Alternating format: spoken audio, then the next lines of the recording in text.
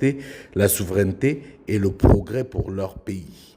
Aujourd'hui, en Afrique, une nouvelle voie est ouverte. Des nouveaux leaders émergent, à chacun donc de jouer sa partition. Alors que l'Afrique est à la croisée des chemins, ses dirigeants peinent jusqu'ici à prendre des décisions courageuses pour transformer la vie de leur population. Une défaillance due à un manque de vision, mais surtout à une absence de leadership. Cependant, l'avènement de l'Alliance des États du Sahel vient redonner une lueur d'espoir aux populations africaines, faisant naître un nouveau leadership en Afrique. Gilles Domché signe la chronique du jour. Il existe un fait quasi indéniable aujourd'hui. Les États africains manquent de leaders à leur tête. Dans la plupart des cas, nous avons des chefs d'État, des dirigeants, mais pas de leaders. Car un leader n'est pas seulement celui qui commande ou qui dirige, mais bel et bien celui qui a une vision et qui arrive à la partager avec ses concitoyens. Malgré le fait qu'on peut avoir des leaders africains dans d'autres domaines, notamment économiques, culturels et même sociaux, ces derniers ne sont pas soutenus.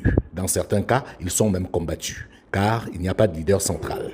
La plupart des pays se sont transformés grâce à des leaders charismatiques et visionnaires. George Washington pour les États-Unis, Mao Tse-tung pour la Chine, Lee Kuan Yew pour Singapour et Charles de Gaulle pour la France, pour ne citer que ceux-là.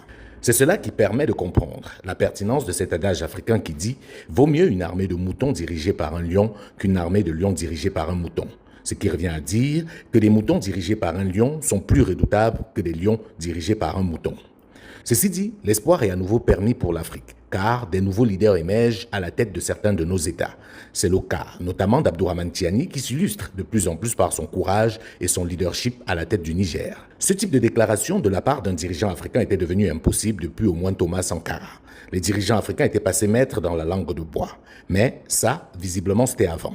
Aujourd'hui, les dirigeants de l'AES démontrent qu'ils n'ont pas peur.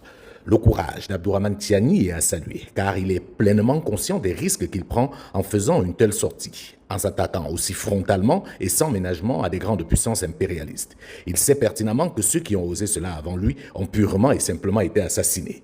Sylvanus Olympio, Thomas Sankara, Patrice Lumumba et j'en passe. Le deuxième élément important dans cette sortie d'Abdourahmane Tiani, c'est qu'on y découvre son implication et sa parfaite maîtrise de l'information et des renseignements. Le président Tiani ici démontre que les services de renseignement de son pays sont au service du pays et non au service d'un individu, comme c'est souvent le cas dans certains pays africains où des dirigeants utilisent des renseignements plus pour protéger leur pouvoir que pour assurer la sécurité de leur territoire. En définitive, cette sortie historique de Tiani doit avoir une suite. Déjà au niveau médiatique, les médias africains et panafricains doivent lui donner plus d'écho. Il faut que ce message atteigne le maximum d'Africains. C'est pour cette raison que je recommande aux dirigeants de l'AES en général de désormais associer le maximum de médias panafricains à ce type de sortie pour s'assurer une plus grande audience et ainsi obtenir l'adhésion de l'opinion publique africaine. L'une des raisons de notre retard est l'ignorance des enjeux par la grande majorité d'entre nous. Il faut donc travailler à éveiller les consciences en leur mettant à disposition des informations de cette envergure. Au-delà de cela, cette interview est une interpellation à la population nigérienne en particulier et à la population africaine en général. Chacun doit se l'approprier et en faire une affaire personnelle, car sans sacrifice individuel, il n'y a point de liberté pour tous. Si tous les Africains décident de faire pareil qu'Abdourahmane Tiani, Ibrahim Traoré, Assimi Goïta et les autres, la victoire est assurée. Nous devons intégrer qu'un leader seul est fragile et vulnérable, mais un leader qui peut compter sur son peuple est invincible. Il devient donc indispensable que chacun fasse sa part. Le dernier niveau d'interpellation, c'est celui des forces de défense et de sécurité.